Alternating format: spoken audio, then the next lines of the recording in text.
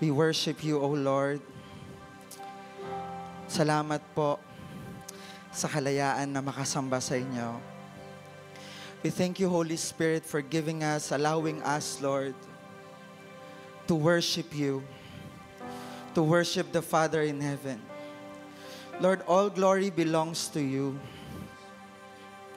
All our praises, all our thanksgiving, it's all due to you, Lord. You are so good, our God.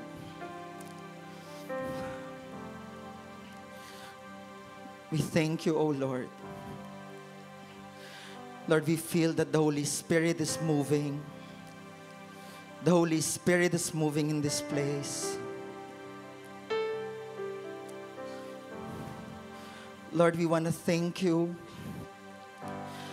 that the Holy Spirit wants to light the fire of worship in our hearts, Lord.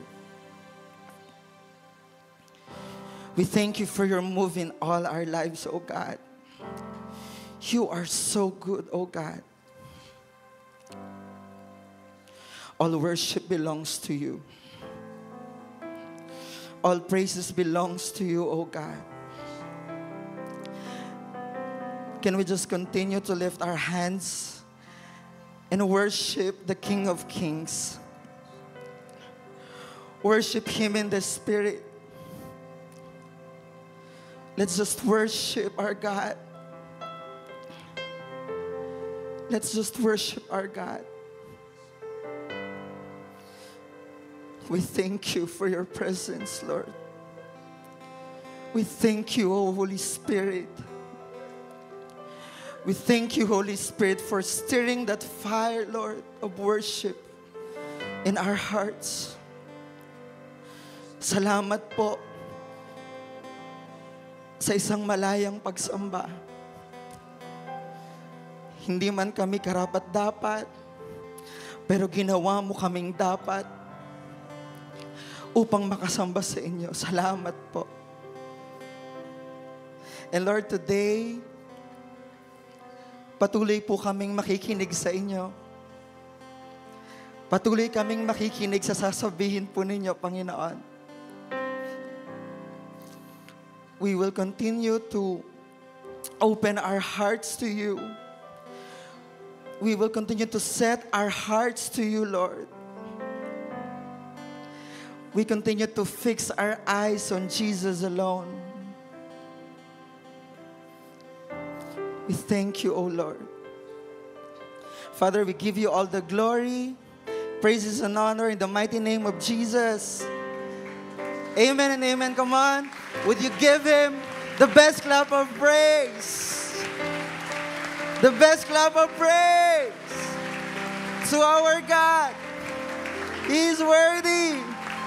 You are worthy, O Lord.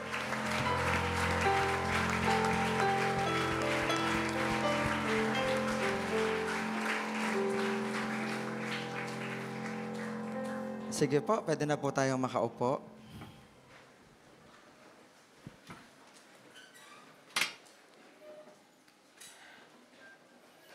Ayan, so welcome po sa bawat isa. We also welcome yung mga bago pa lang dating. At I know marami pa pong hahabol. Maybe some of them are still on their way. Papunta po dito. Yan. So if we can occupy po yung mga seats dito sa medyo gitna, meron pa dito. Para yung mga darating pamamaya, meron silang lugar sa likod. Yan. So we welcome bawat isa po sa atin. We are glad na makasama po kayo this afternoon. Also yung atin po mga kapatid na streaming online, we also want to welcome you and we hope na makasama po namin kayo dito sa on-site sa atin pong pagsamba sa mga susunod na linggo. Yan. Sige, sabihin mo sa katabi mo, ready ka na bang makinig? Anong sagot sa atin? Ready na ba? Okay, good. So, again, palakpakan natin ng Lord.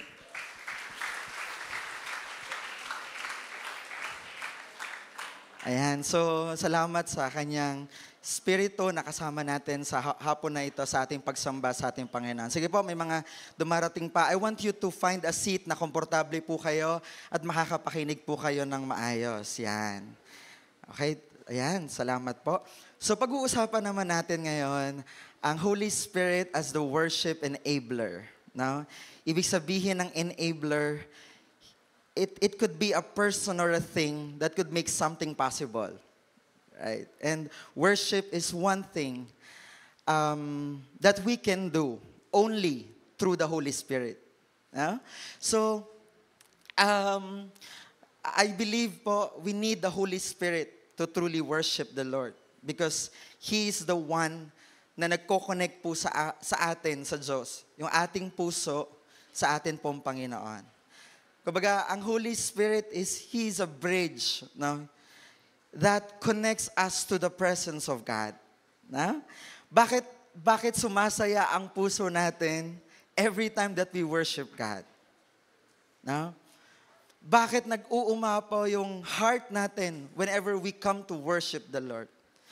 I do believe hindi lang because God has done many great things in our lives, but I believe and we believe that it is because through the Holy Spirit, He helps us to worship the Lord. So, alam niyo po, ang worship, it is a meeting place between us and God. Ang worship, ito ay isang lugar ng atin pong pakikipagtagpo sa atin pong Panginoong Diyos. Okay, if ever may kausap ka, makikita kayong dalawa pero hindi siya dumating, ano ang mararamdaman mo? How would you feel about it? Sige nga. May kausap ka, na nag-usap kayo, ganitong oras, 1:00 ng hapon sa Robinson. Pero 2:00 na, 3:00 na, 4:00 na, hindi pa rin siya dumarating. Siyempre, di ba? Nakakalungkot. No? Ako nasasagot para sa inyo, no? Nakakalungkot. No? Pero buti na lang dito sa SND, 3:00 ng hapon, you have a meeting with God. At dumating ka. Masaya kaya ang Panginoon dahil doon? Amen. So palakpakan natin ang Lord. So, kahit maraming pagsubok, kahit matraffic sa labas, no? Ang dami mong kakaharaping pagsubok bago ka makarating sa church. Tapos, siguro iba dito kanina, nagkaroon pa ng problema sa bahay. Tapos, nagda-doubt ka na kung makakarating ka o hindi. But He still made here. Yeah? So, I do believe, no, merong ginawang pagtulong ang Diyos sa atin. Pero mga kapatid, ang worship, it's not just about words, songs, or yung nakasanayan natin na, okay, ganito yung worship natin. It's not just about that. True worship is not just an act. No po? Ito ay isang spiritual exchange between us and God. It's an interaction between you and God. No? That something real is happening. No? Kaya lang, it happens on the spiritual level. So sa spiritual level, and then nakikita dito sa ating natural. Okay? So worship is not simply what we do for God. No? Kagaya ng pagpalakpak, no? Pag-awit, or pag-pray. But it is also how God responds, moves, and communes with us through His Spirit.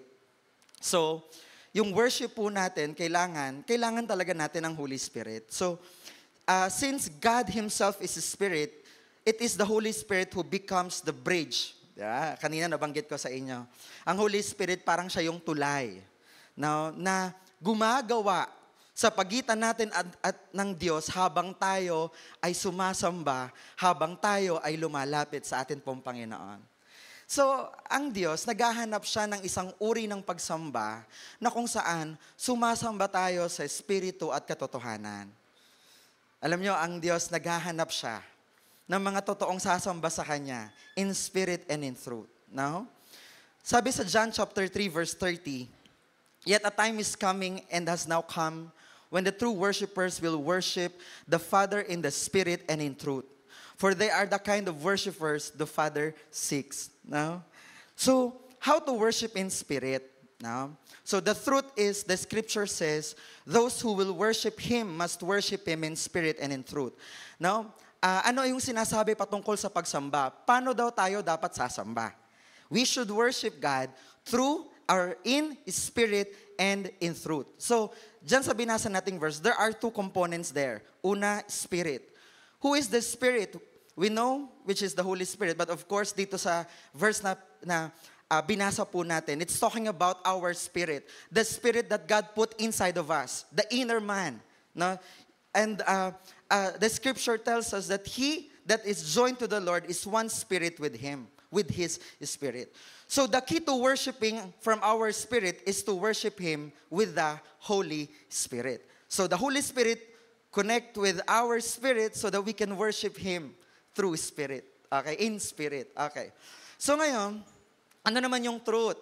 Yan. What is the truth that he is speaking about dito sa verse? Now, so ang Holy Spirit po, he helps us to worship by giving us a revelation who the Lord is, who Jesus is, who is our Father.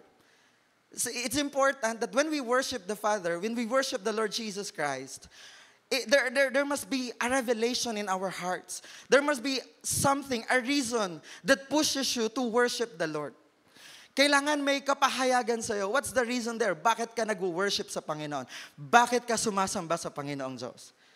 Kasi kung mag-worship ka sa Kanya, pupunta ka lang dito, uupo ka lang, tapos pag-awitan, kakanta ka lang, and then magpapalakpak ka kasi pumapalakpak din sila, tumataas sila ng kamay, tataas ka rin ng kamay. Parang ginagaya mo lang sila. But it is important that we have a revelation of who God is when we worship. Kasi doon, dadalhin ka nun sa totoong pagsamba sa Panginoon. And this verse, it tells us to worship in spirit and in truth. Now, in worshiping in spirit, you need to be led by the Spirit to worship in the Spirit. Ano ba yung ginagawa ng Holy Spirit sa atin? The Holy Spirit strengthens us and affirms our relationship with the Father. Anong ibig sabihin ng strengthen, affirms? Pinapatibay nito. Sinisigurado nito na talagang may relasyon ka sa Ama. In worshiping the Lord, it establishes, it strengthens, and affirms in your heart that you truly have a relationship with God. So whatever the world tells about you, kung ano man ang sabihin ng mundo tungkol sa'yo o sa'yo, na pwedeng negative about you, pero you know what, when you worship, ini-establish nito, ini-strengthen nito, meron tayong relationship sa Ama. So, alam niyo po, we cannot worship if deep in our hearts, if we do not know God, who we worship. Kaya diba sabi ko sa inyo kanina, it's important that you must have a revelation when you are worshiping the Lord.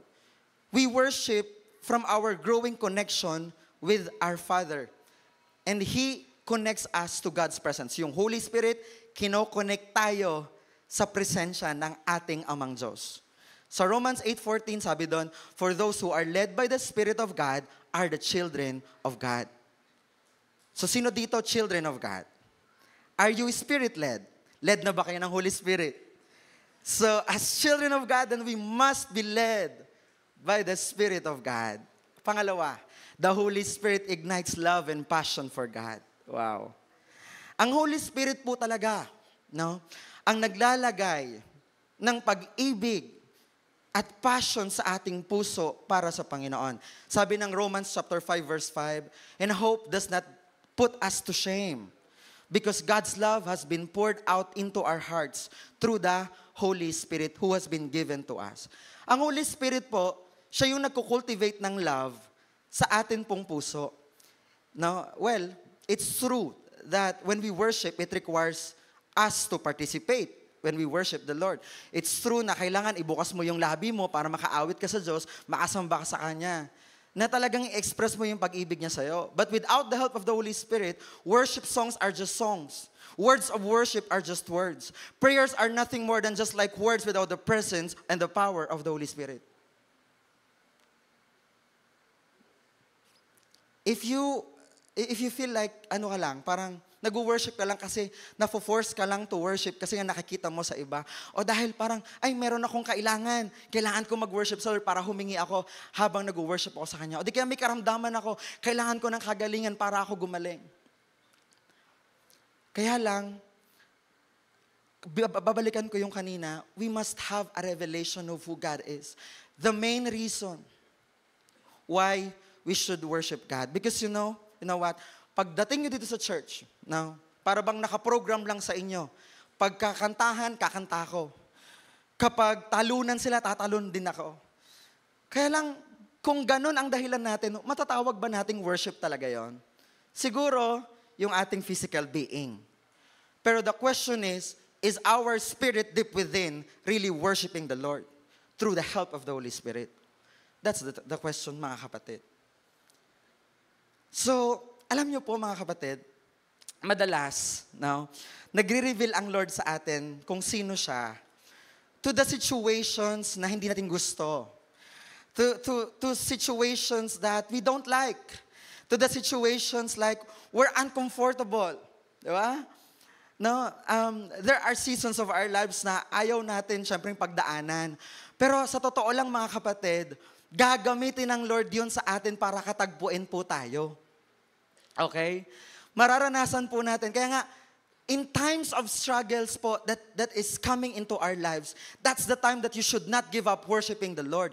You must pursue worshiping the Lord. In times that you don't like what's happening around you, in times na hindi mo nagugustuhan na nangyayari sa iyo, you must still come and worship the Lord because He will reveal Himself to you. Now, so hindi ka titigil, no? Kasi baka ang saya-saya natin mag-worship kasi ang dami ng magandang bagay na nangyayari sa buhay natin. 'Di ba ang saya-saya mag-worship kapag nakatanggap ka ng malaking blessing? Sino dito naka-experience ng ganun? Ramdam niya sa loob niya, ang sarap-sarap.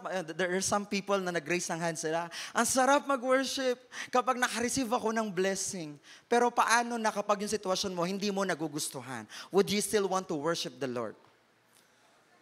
Ha? Sabi doon sa unahan? Yes daw, amen daw. So, ganun. No, that must be our heart. That even we don't like the situations where we are in, we will still have to worship the Lord. Bakit? Ang Lord kasi, nagpapakilala po siya sa atin. Mga kapatid, masarap mag-worship kapag maganda yung lightings, ang ganda ng mga graphics sa background po, sa likod, malambot yung upuan, pero yung iba malambot, yung iba hindi. Dito, ano? Di ba parang nakakagana, tapos ang lamig-lamig ng aircon, parang ang saya-saya mag-worship. Kasi talagang, you feel comfortable. Pero alam nyo, ang totoong worship, it's not about those things. Worship must always be about our God. Worship must always be about our God. Now, so, true worship, alam niyo po, true worship that God honors most is that one voice na nagka-cry out to Him. Alam niyo po, when we worship the Holy Spirit, He inspires us. The Holy Spirit causes our hearts to burst the love for God. Just like how the Holy Spirit loves Jesus. And so, when we are inspired by the Holy Spirit, we can also love Jesus the way the Holy Spirit loves Jesus. Because it's the Holy Spirit who inspires our heart. Okay?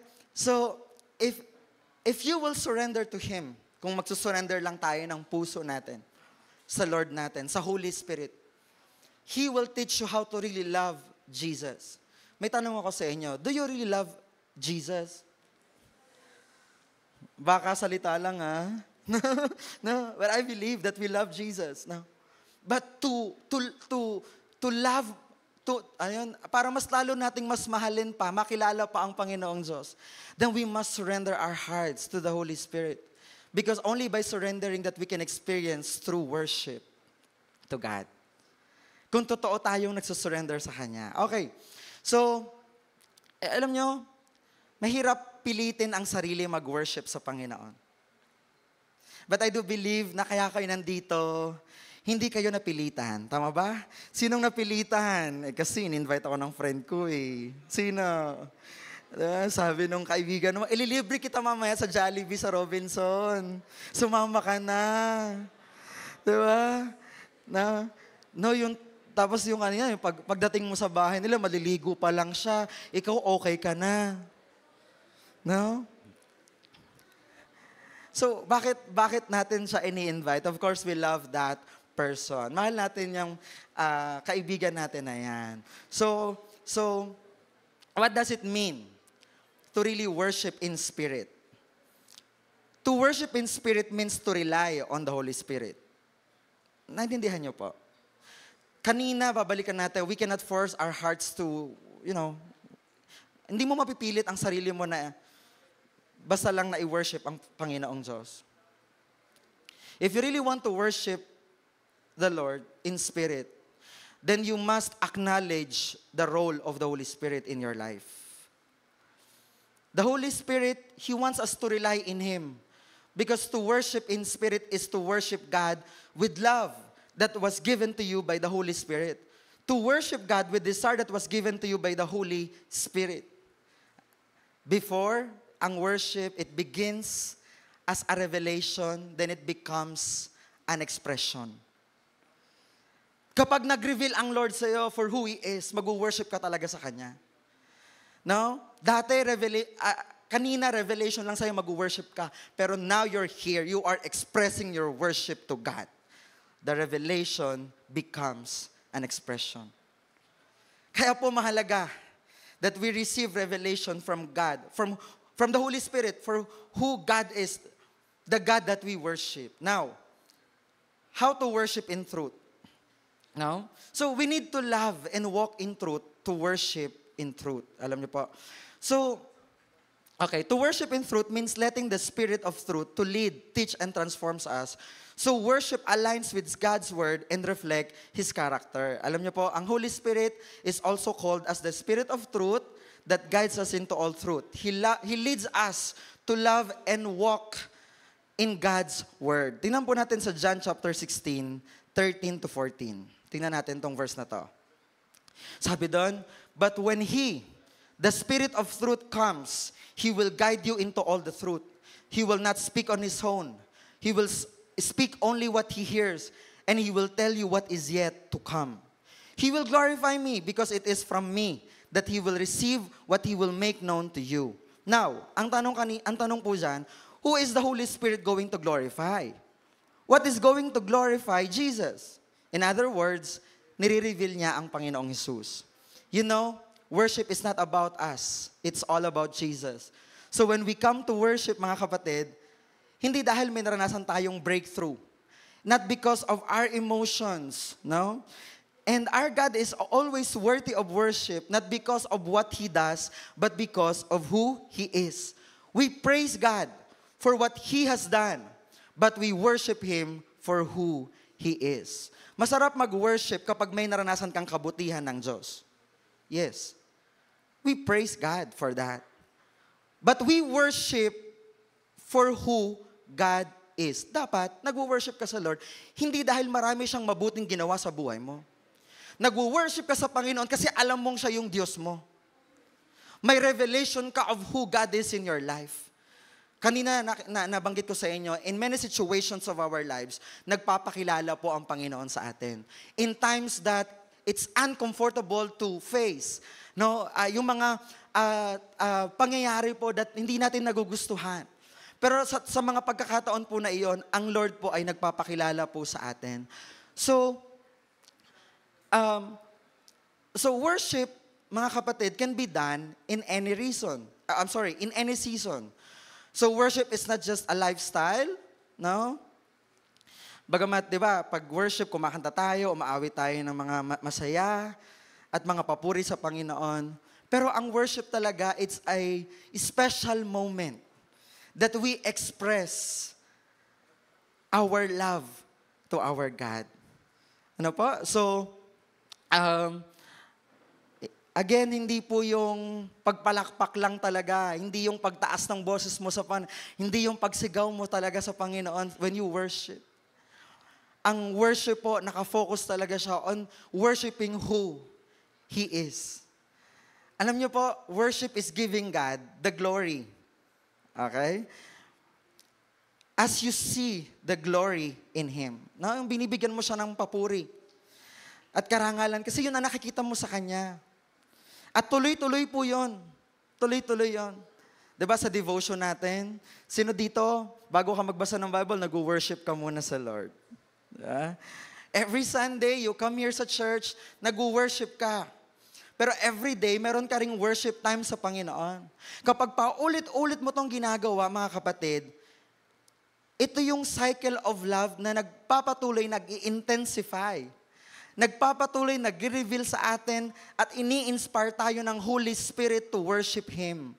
Patindi ng patindi ang atin pong pagsamba sa Panginoon. So mga kapatid, kapag parang sa'yo nakakasawa ang sumamba kasi lagi-lagi mong ginagawa, we have to search our hearts. Are we truly worshiping God? Sinasamba mo talaga ba ang Panginoon for who He is? O sinasamba mo lang siya kapag masaya ka? Kapag tumanggap ka ng maraming pagpapala sa buhay mo? If you receive breakthroughs in your life? Kaya mga kapatid, sa atin pong pagsamba, ang iniisip natin palagi, ang ating Diyos. Kasi, gawin natin na yung worship, lalong mag-intensify ang love mo sa Panginoon. Hindi mo hahayaan na pumunta ka lang dito sa church, tapos mamaya uuwi ka. Tapos pagkatapos ng ano mangyayari, hindi mo hahayaan na parang wala lang nangyari sa'yo dito. Pero i-claim mo, iti-take hold mo in your heart na ginagamit to ng Lord sa akin para mas lalong tumindi yung pag-ibig ko sa Kanya as His love grows in me. Habang nagpapatuloy ang pag-ibig niya sa'yo, ikaw din, mahalin mo din siya. Do you really love God? Kaya di ba pag nag-worship tayo, lalong nag-intensify ang love mo sa Panginoon. Lalong tumitindi ang pagnanais mo para itaas at parangalan ang pangalan ng Panginoong Diyos para talagang purihin siya at sambahin siya. Mga kapatid, the key here is to allow the Holy Spirit na i-reveal si Jesus sa atin. No? So then when you see the glory as revealed by the Holy Spirit through His Word, the truth, no? Kung nag-reveal ang Lord sa'yo through the Holy Spirit and through His Word, no? There's nothing that you can do just to pour out your love for God. Why? It is the Holy Spirit that revealed to you kung sino ang Diyos na sinasamba mo. Di ba? So, ganun mga kapatid, no? The more you worship the Lord, the more your love will grow for God. The more you worship the Lord, no? The more your love for God will intensify. So mga kapatid, when you truly understand like how God has forgiven you, di ba? Wala kang magagawa kundi i-pour out mo lang talaga yung love mo sa God because you understand now how it is to be forgiven. God is a forgiving God. It's a revelation. No? Kung naintindihan mo yung pagpapatawad sa iyo ng Panginoon, kung naintindihan mo kung gaano kabanal at katapat ang ating Diyos, no? You can't help but just pour out your love for God. Mga kapatid, think about this. When Jesus is in the garden, just before yung kanyang crucifixion, sino dito na nakakaalam ng kwento na yon? Just before His crucifixion, He was in the garden, He was praying. Ano yung pinagpe-pray niya doon? Alam niya yung hirap na pagdadaanan niya para sa'yo. Alam niya yung hirap na dadanasin niya. Pero in that moment, He was praying to His Father. Anong sabi niya? Not my will, but your will be done. Why did He said those words? Bakit niya sinabi yung mga salita na yon? Because in His heart, mahal na mahal ka ng Lord. Mahal na mahal ka ni Jesus. So if you understand that, what He has done for you, if you understand how He really loves you, di ba? Ano pa gagawa natin kundi tayo din i-pour out yung pag-ibig natin sa Kanya. Wow. Ang Diyos, He is a loving God. He is so merciful. He is kind. He's gracious. He is the one who gives us the breath. He is so generous.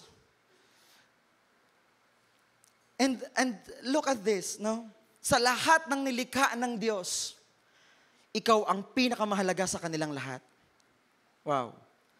In all that God has created here, ikaw ang pinakamahalaga sa Diyos. Why? Ikaw ang dahilan kung bakit siya namatay doon sa krus. Dahil mahal ka niya. So when we worship the Lord, nag-reveal ang Holy Spirit sa atin through Jesus Christ. Nag-reveal ang Holy Spirit sa atin sa ginawa ng Panginoong Jesus para sa atin. And tayo din, di ba? Let us also love Him, no? For who He is sa buhay natin. No? Pinatawad ka, nilinis ka, No? Pinadama niya sa'yo yung pagmamalasakit niya, His mercy, His love for you. He's generous. No? Ano yung pagpapakita ng kanyang generosity? That He gave His life for us. So, kung ginawa niyo ng Lord sa atin, hindi ka ba ma-inspire talagang mag-worship sa Panginoon? If He has done that para sa'yo, can you not be inspired to worship God? Talagang dito, darating ka ng maaga sa worship. Kasi alam mo, it's your meeting place with God. Mayroon kang katatagpuin na pinaka-importanting person, and that is the Lord. So mga kapatid, maging lifestyle na natin, bawat isa ang worship. Ano po? Maging lifestyle na natin. Sa change, tinuturo to change lessons natin. Yung panglimang change lesson, nandun yung change lifestyle. So maganda rin mga kapatid, na maging lifestyle natin ang worship. Iset aside mo muna yung mga alalahanin mo. Sino dito yung maraming problema sa buhay? Taas ang kamay. Pero di ba, sineset aside mo muna para maka-worship ka sa Panginoon. Di ba yung kahit pumunta ka sa church para bang ang bigat-bigat ng nararamdaman mo kasi ang dami mong iniisip, dami mong problema, dami mong challenges, dami mong struggles. But when you came here, nag-iba. No? So, mga kapatid, gawin natin ang worship talaga na lifestyle, expression po natin ng atin pong pag-ibig sa atin pong Panginoon. You know what? Without the Holy Spirit, worship is just a knowledge or just an information sa atin pong isip. But when you have the Spirit, the Word, it becomes the truth. It becomes truth.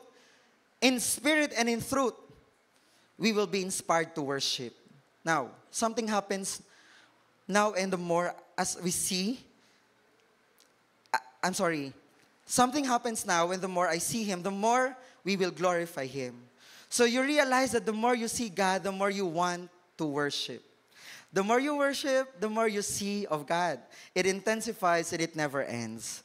Kaya nga, pag lumalapit tayo sa Panginoong Diyos, mas lalo natin nakikita yung kanyang kagandahan. Kaninang umaga, na-share ni Pastor Modi, yung kagandahan ng Panginoon Diyos kung bakit ka mag-worship sa Kanya. Nakikita mo lalo kung sino ang ating Panginoong Diyos, na ang sarap-sarap lumapit sa presensya ng Panginoong Diyos. That there's no other place here on earth I could be na mas gugustuhin ko kundi sa lugar ng Panginoong Diyos, sa presensya ng Panginoong Diyos. Malamang ayaw natin yung lugar ng problema natin, di ba? Ayaw natin doon. Pero may mas magandang lugar kung saan makakatagpo natin ang Diyos. Saan po yun? Worship. So your worship is your meeting with God. Don't neglect it. Don't be absent, mga kapatid. Pag nag-worship tayo sa Lord. Well, ang worship po, hindi lang naman yan dito sa church Even in our homes, we can worship our God. But kung saan man tayo nag-worship, let's not be absent. Let's be present. Kasi the more that we worship God, the more nakikilala po natin siya. Now, alam niyo po si King David, bakit siya na-consider as a man after God's own heart? Bakit siya na-consider? Bakit siya sinabi ng Father na, this man is after my own heart? God's own heart. Bakit niya sinabi kay David yon? You know what? Because most of the time, David is in the presence of God. He is a worshiper. Most of the time, he is in the place of worship. Most of the time, he is in the place where he worships God. Where he connects his heart to God in worship. Yung book ng Psalms, sino po nakabasa na ng Book of Psalms? Now, karamihan po doon, ng mga binanggit po doon, ito ay mga awit ng papuri ni David sa Panginoon. At napansin nyo ba, iba't ibang sitwasyon sa buhay ni David, nilalapit niya sa Panginoon. How? In worship. Marami pa sa Bible, sila Moses. They are filled by the Holy Spirit. Why? Kasi yung kanyang heart, na madalas gusto niya, siya ay nasa presensya ng ating pong Panginoon. Sabi po sa John chapter 14, and when we are in the presence of God, mga kapatid, we are also transformed. Sino dito nababago every time he worships the Lord? Di ba? Nababago ng Lord yung ating puso. Nagkakaroon ng transformation. Nagugulat ka, hindi ako ito dati. Pero bakit ngayon, nasa heart ko na talaga ang mag-worship sa Panginoon? Naalala mo nung una mong dating dito, pag upo mo o pagtayo mo dyan, nakaganyan ka lang. Sila lahat nagkakantahan, pero ikaw nakaganyan ka lang. Meron ba dito dating gano'n? Nung unang dalo mo sa church? Tapos nagtataka ka, bakit ganun sila? Nagpapalakpakan, nagtataasan ng kanilang kamay. Before, you're just a watcher. Pero ngayon, ikaw na mismo gumagawa ka na yung ginagawa nila because you have the revelation of who God is in your life. You can't help but just worship the Lord. You can't help but just pour out your love for God in worship. No? So, nagre-reveal po ang Panginoon sa atin. Kaya mga kapatid, hindi nasasayang every time that we come here to worship the Lord. Walang oras, minuto, segundong nasasayang every time that we come to this place to worship our God. Every time that we come to the presence of God, wala pong nasasayang doon. Sabi mo sa katabi mo, walang nasasayang. Kaya lagi kang mag-worship. Paano kung madami kang problema? Marami kang deadline sa school. There's a lot of things to finish. Marami ka pang kailangan gawin. What will you do? Now, may tanong sa mind mo. Worship ka ba o hindi? Mag-SND ka ba o hindi? Yung kamay mo, parang gustong gumawa ng mga project, di ba? Yung paa mo, parang gusto pumunta sa practice. Pero yung puso mo, hindi, worship tayo sa Lord. So, alam na natin, huwag nating imimiss yung moment. Naniniwala ba kayo doon? Na it's a great moment with you when you are in the presence of God. Kaya po siguro yung iba sa inyo dito baka may first timer. Sino pong first time na nakadalo ngayon? Yung na-invite lang ngayon. Ay, meron. Maybe first time ka lang ngayon, we welcome po kayo dito sa church. Masaya po kaming makasama kayo, Maybe ngayon first time ka lang. Sige, palakpakan natin ng Lord. Maybe first time ka lang ngayon. And I do believe that it's not an accident that God brought you here. There's purpose why God brought you here. No? May purpose ang Lord kung bakit ka nandito. Hindi lang dahil nadala ka ng kaibigan mo o napilit ka ng kaibigan mo, pero I hope walang napilit dito. Kusang sumama. Amen? No? Okay, so ngayon, sige palakpakan natin ng Lord. Okay. So ako, I encourage you to continue. Now, God is starting a relationship with you today. Nagsisimulang gumawa ng isang relationship ang Lord sa iyo. Kaya I pray, and we pray that you will continue your worship po sa Panginoong Diyos. Okay? So, sabi po dito tingnan natin to. John 14:16-17. Medyo babasahin ko lang yung mga ibang verses, pero we can get, from these verses, mga kapatid. Sabi dito, and I will ask the Father, and He will give you another helper to be with you forever, the Spirit of truth, whom the world cannot receive, because it neither sees Him nor knows Him. You know Him, for He dwells with you and will be in you. Sino yung ating helper? Holy Spirit. Sa pag-aaral mo, sino ang tutulong sa'yo? Holy Spirit. Who will reveal to you yung mga answers sa mga tanong na sasagutin natin? Nag-review ka. Kailan nakalimutan mo? But then you pray and ask for the Holy Spirit to intervene. And nag-reveal siya sa'yo. Wow. Panghawakan natin yung verse na yan. In all seasons and times of your life, He's gonna help you through. He will help you. Mag-overcome, tutulungan ka po ng Holy Spirit. John 14 verse 15, sabi dito. Okay. If you love me, keep my commands. So to worship in truth is like experiencing firsthand His word in worship. We cannot worship in truth unless we have a knowledge of truth. We need to be lovers of His word to worship in truth. So, if you love me, keep my commands. If you truly, diba, nire-reveal ng Lord yung pag-ibig niya sa atin. So, kung ikaw pabalik sa Kanya, if you really love Him, then keep His commands. Sundin mo ano ang Kanyang utos. Mga kapatid, minsan iniisip natin ang hirap sumunod sa Lord. Ang hirap mahalin sumunod sa Lord.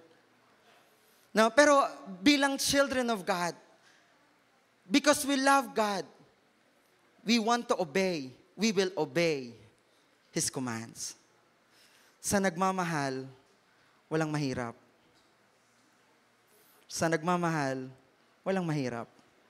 If you truly love God, you will keep His commands. Tanungin mo nga yung katabi mo, mahal mo ba talaga si Lord?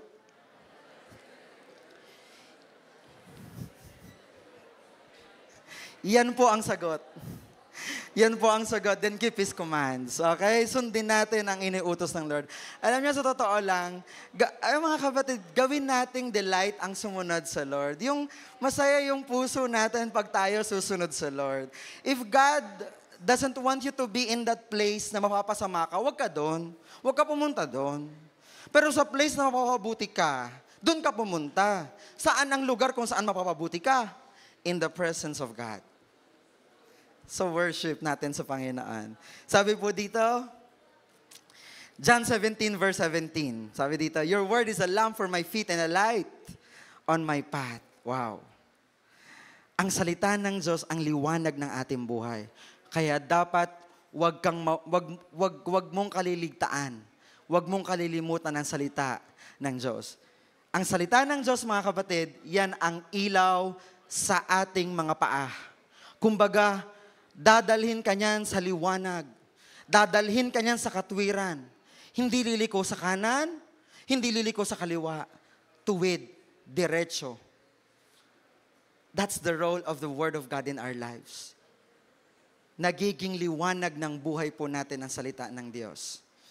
So, sabi po dito, okay, ano pa yung role ng Word of God? Yung bakit kaya tayo sinasabihan ng Lord to worship Him in spirit and in truth? So, sabi dun sa John 17:17, yung kanina, Psalms 119 verse 105. Pero yung ngayon, sabi dun sa John 17:17, sanctify them by the truth. Your word is truth. Ano ba ibig sabihin ng sanctify? No? To set apart for the Lord. No? To sanctify, to make your heart holy. No, yung life mo, it's all for the Lord. You are to be exclusively owned by God. You are not your own. Ang nagmamay-ari sa iyo ang Panginoon. Tanggap niyo ba yan? Okay ba sa inyo yan? Na ang Lord ang nagmamay-ari ng buhay niyo, hindi kayo. Okay, so ang Lord ang magmamay-ari ng ating pong mga buhay. So mga kapatid, ang worship, hindi lang siya parang emotional experience. Ano po? It's more than just a soulful or an emotional experience.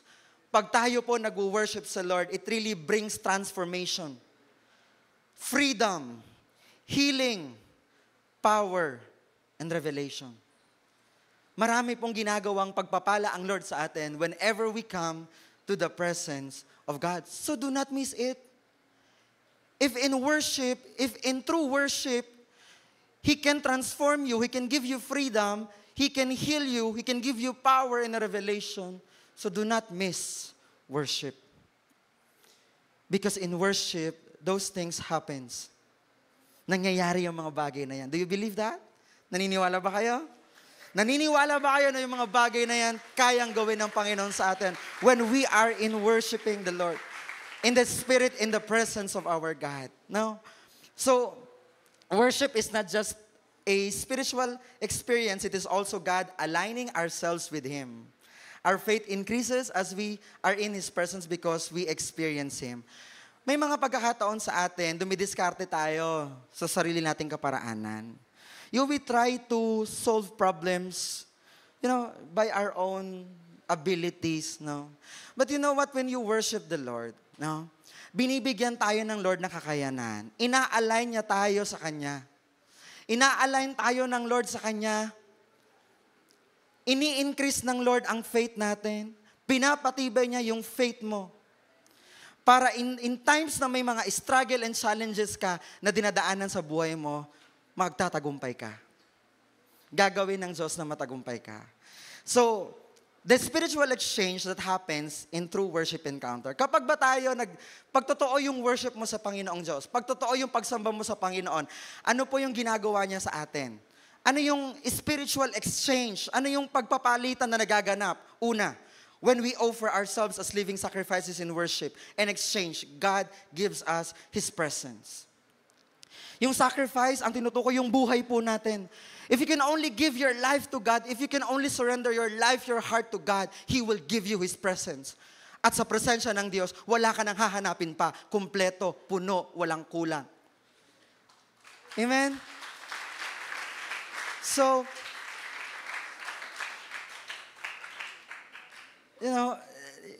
maging lifestyle natin ang worship, mga kapatid. Maging buhay na po natin ito, bawat isa po sa atin. Alam niyo ba, God gives His nearness with joy, peace, love, restoration. Sabi po sa James chapter 4 verse 8, draw near to God and He will draw near to you. Pag lumapit ka sa Diyos, ilalapit niya rin ang sarili niya sa iyo. Kaya pala, the more I come to Him, the more I know Him. The more I approach Him, the more I approach His presence, the more I know Him. Na-i-increase, no, yung pagkakilala mo sa Diyos sa buhay mo. Dati ang alam mo lang, ang God, creator mo lang siya. Pero ngayon, nagiging malalim ang level na ng pagkakilala mo sa Diyos. Now, kinikilala mo siya, hindi lang nag-create sa'yo. But in all seasons of your life, you know, He is your God. So mga kapatid, get back to God. Now, be close to God. When we yield and submit to His will and authority, He transforms our hearts, mga kapatid. When you say yield, ibig sabihin, to submit my will and the authority of my life only to Him. That is what it means to yield. Yield to God. Submit your will to God. Submit your heart to God. Whatever decisions na you do in your life, itinatanong mo muna sa Lord. Pwede ba yan sa atin? Sa love life mo, tinatanong mo muna si Lord, Lord, ito pa talaga ang gusto mo. Ito ba talaga ang kalooban mo? Di ba? That is yielding to God. Whatever activity, seasons of your life, you are asking the Holy Spirit, ito ba yung gusto mo sa buhay ko? Okay? That is what it means to yield in the Lord. Mga kapatid, when we submit our lives to Him, siya nang bahala sa'yo. Bakit? Nakasuko ka sa Kanya eh. Nakasubmit ka sa Kanya. Nakasurrender ka sa Kanya. Sabi po dito sa 2 Timothy 1 verse 7, For the Spirit God gave us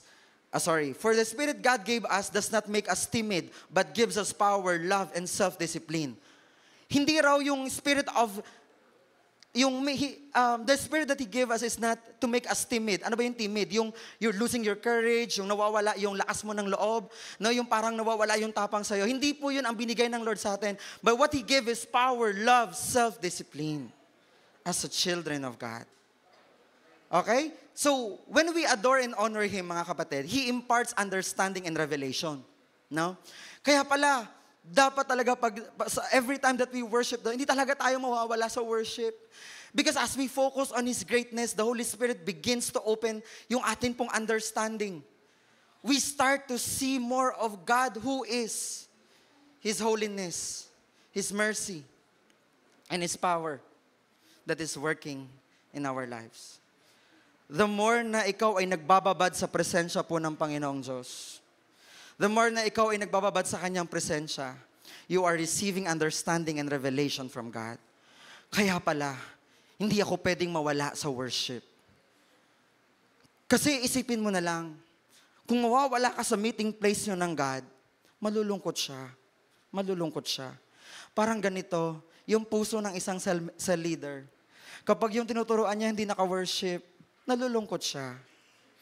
Hindi niya ipapakita pero halos umiyak ang puso niya kasi wala yung tinuturuan niya. You know what? The heart of the Father is that you will always be there in worship. Ang heart ng Father God, lagi kang mag-worship sa Kanya. Paano kung bombarded ka ng napakadaming gagawin? Unahin mo pa rin si Lord, kapatid. Kapag inuna mo siya, uunahin ka rin niya. Pagpapalain ka niya.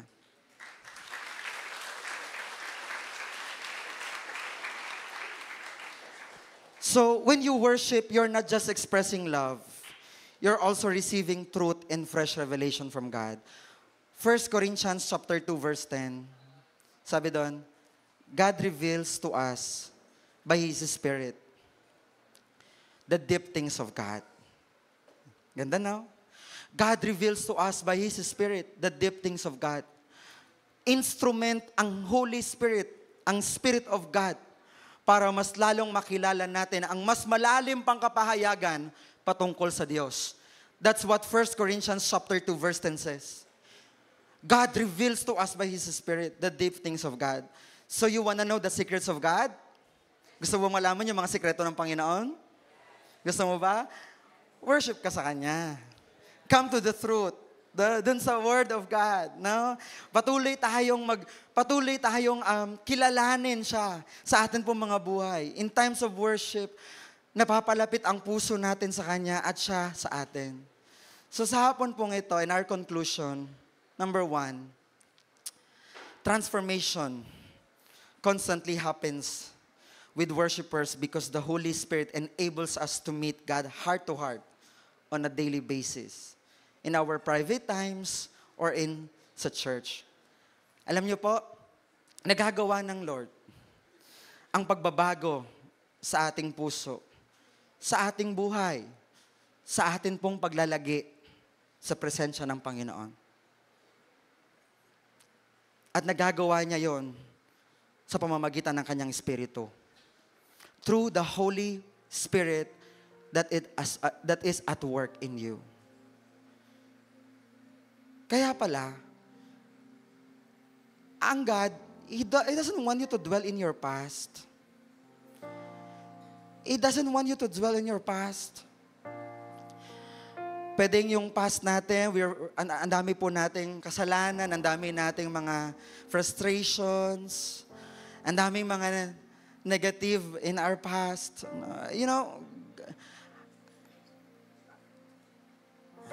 God wants you to makawala ka doon.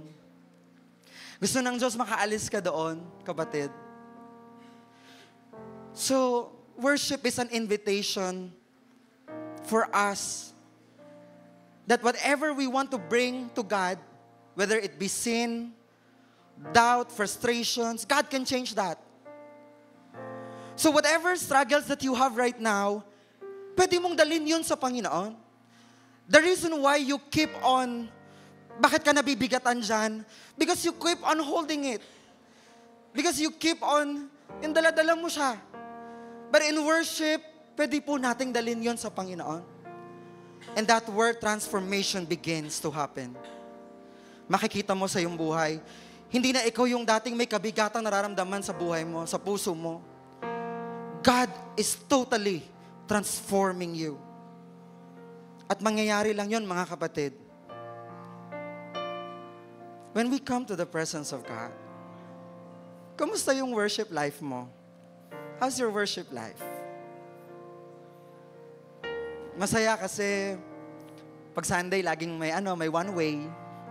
Is that the worship that God is looking? Oo, masaya mag one way.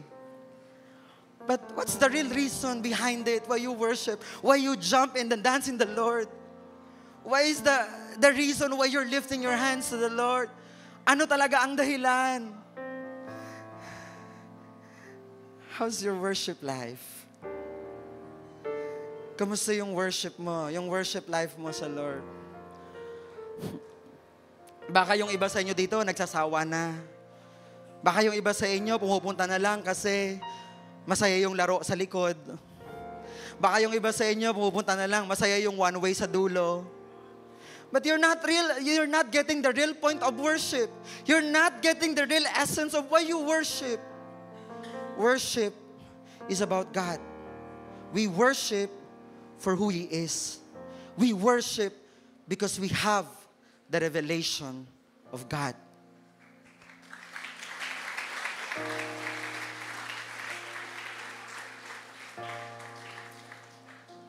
So nagagawa ng Lord ang pagbabago sa atin. Sa bawat panahong inilalagi natin sa presensya ng Panginoong Diyos.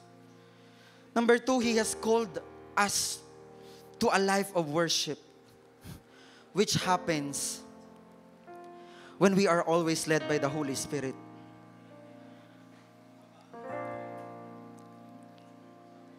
You know, ang Holy Spirit gusto niya maging kaibigan niya tayo.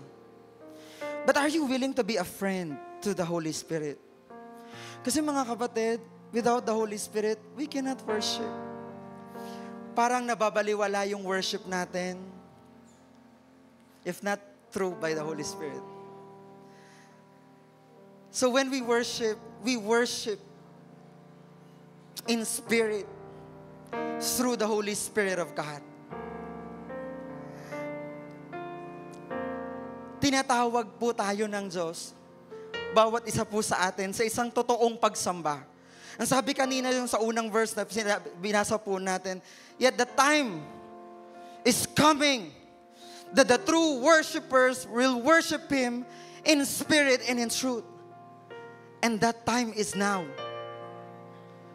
That time is now. It's happening now. When the true worshipers will arise and worship God in spirit and in truth. Yung totoong pagsamba talaga. Yung alam mong may bigat sa puso mo, yung pagsamba mo sa Panginoon. I'm not saying yung bigat, yung problema. I'm saying may something deep within your heart where you worship God. There's something deep within you that makes you worship God. There's something deep within you that makes your hands raised to God. That there's something that makes your voice be raised high to God. There must be something in your heart. There must be something in our hearts when we worship our God. We praise God for all that He has done. Ang daming mabuting ginawa ng Diyos sa atin.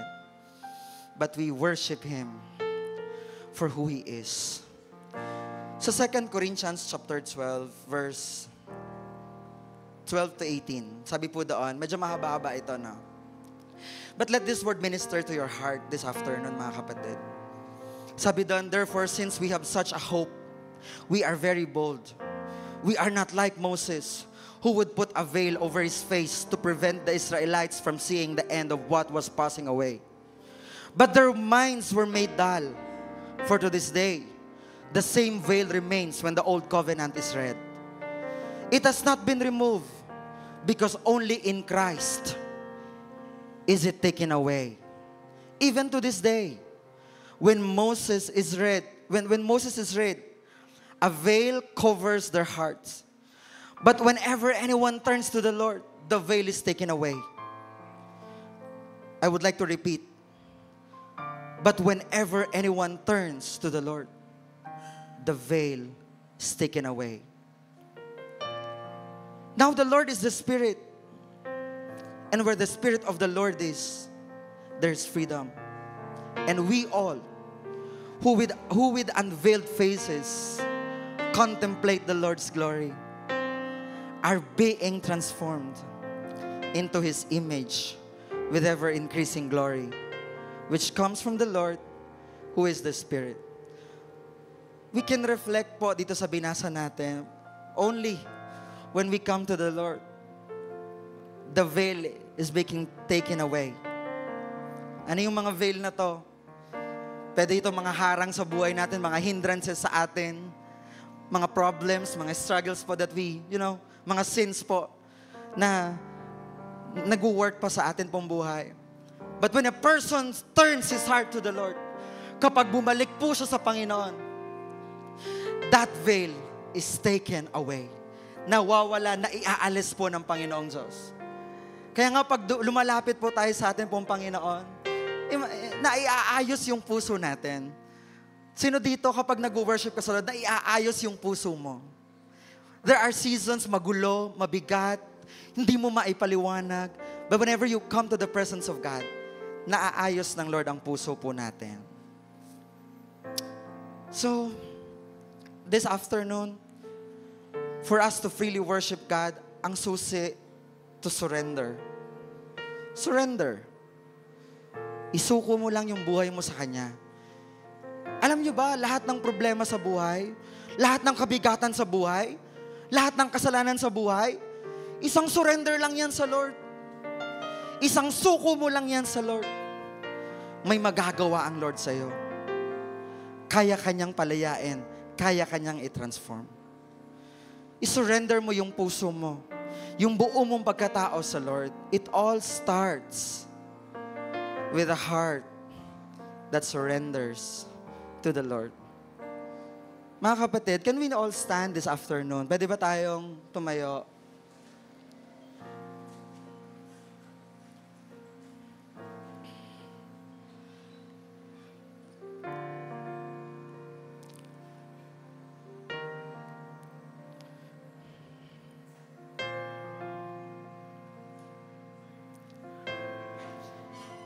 I want to pray for everyone here that God would inspire us. That God would inspire each of us here to have that true worship in your heart. I want to pray for everyone that is here that God will stir up your heart. That your heart will be set ablaze.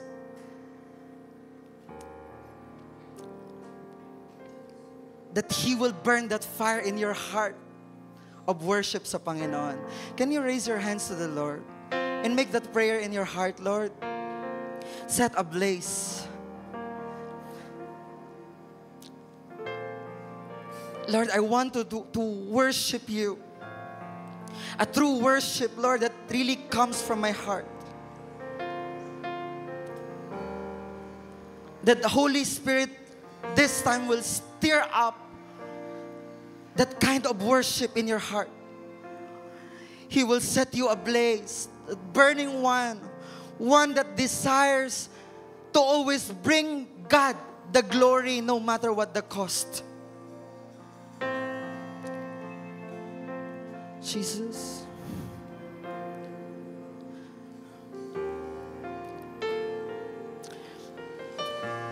Father, in the name of Jesus, I lift your people to you, O Lord. Nakikita mo po itong mga kamay na nakataas sa inyo, Panginoong Diyos. And Father, I ask that the precious fire of the Holy Spirit to set that fire in our hearts, Lord, that we will seek you in all seasons and times of our lives, Lord. In seasons, Lord, na nahihirapan po kami. In seasons, Lord, na hindi po namin maintindihan ang aming sitwasyon. Lord, may we come to worship you. Lord, I pray that these hands will glorify your name. Even in that difficult moments and situations, Lord, we will choose to worship you. Lord, this afternoon we worship you. We worship you, Almighty God. There is none like you, O Lord. There is none like you. There is none like you, O God. You are worthy of all praises. You are worthy of all our praises, God. This afternoon, pwede po ba natin patuloy ipasuri yung puso natin sa atin pong Panginoon? Nabanggit ko kanina, isang surrender lang sa Lord. Sabihin po natin sa Lord, now here, Lord, I surrender my heart to you. I surrender my heart to you, Lord. I need you, God, in my life. I want to really worship you po, Panginoon, ng totoo sa puso namin. We worship you, Lord. Jesus.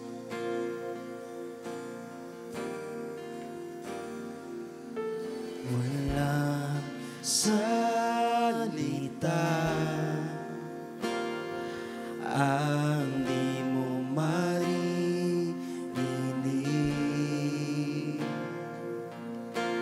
kahit pa ang panalangin walang tinig, di matatago ang kondisyon ng puso.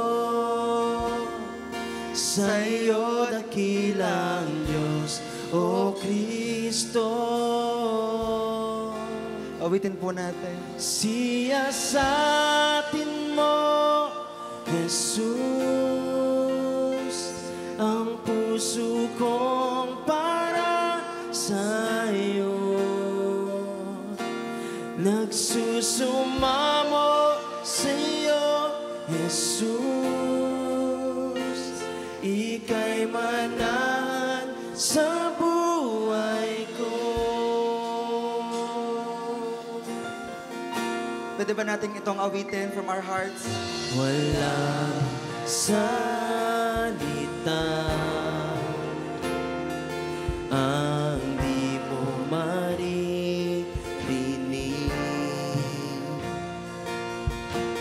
kahit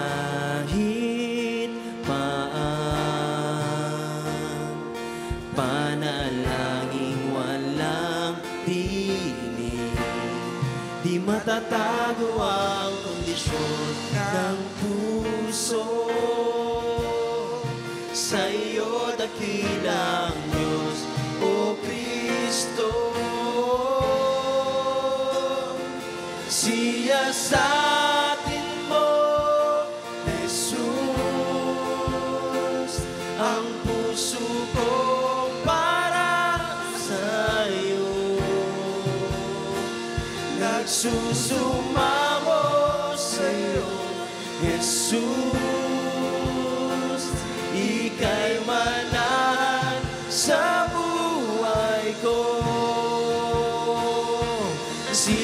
Siyasatin mo, Jesus, ang puso ko para sa iyo. Nagsusumamo sa iyo, Jesus, ika'y manahan sa buhay ko.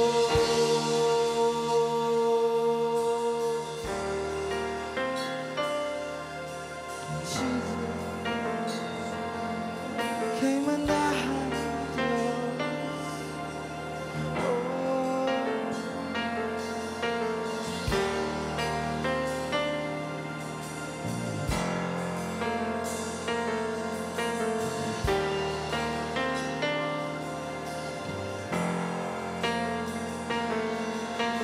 Di makakatakas sa presensya mo, di nais lumisan sa pag-ibig mo.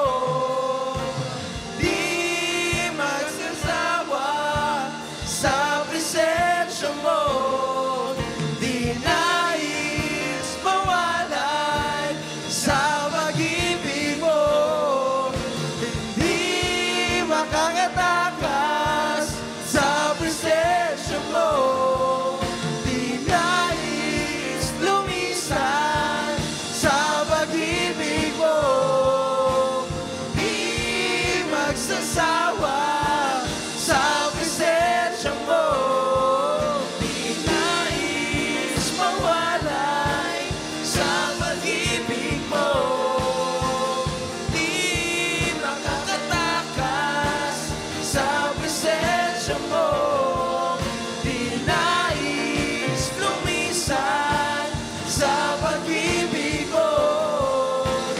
Di magsasawa sa presensya mo, di nais mawalay sa pag-ibig mo.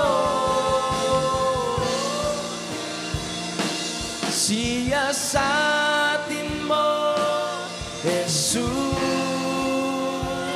ang puso ko para sa iyo. Nagsusumamo sa iyo, Jesus, ika'y manahan sa buhay ko. Siyasatin mo, Jesus, Let this be a prayer of our hearts. ang puso ko para sa iyo. Nagsusumamo sa iyo, Jesus, ika'y manahan sa buhay ko. Di makakatakas sa presensya mo, di nais lumisan sa pag-ibig mo. Di magsasawa sa presensya mo,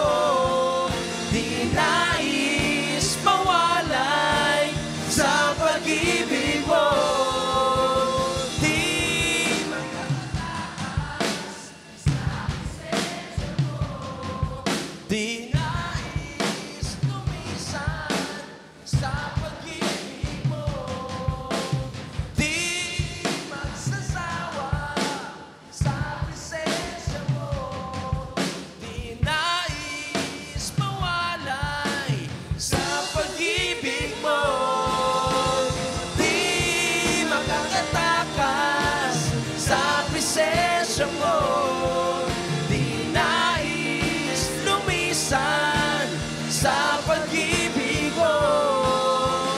Di magsasawa sa presensya mo. Di nais mawalay sa pag-ibig mo. Purihin po kayo, Panginoong Diyos. Kagaya po ng sabi po ng awitin, hindi kami magsasawa sa presensya mo, Panginoon. Hindi kami magsasawang lumapit at magpuri sa aming Diyos dahil tunay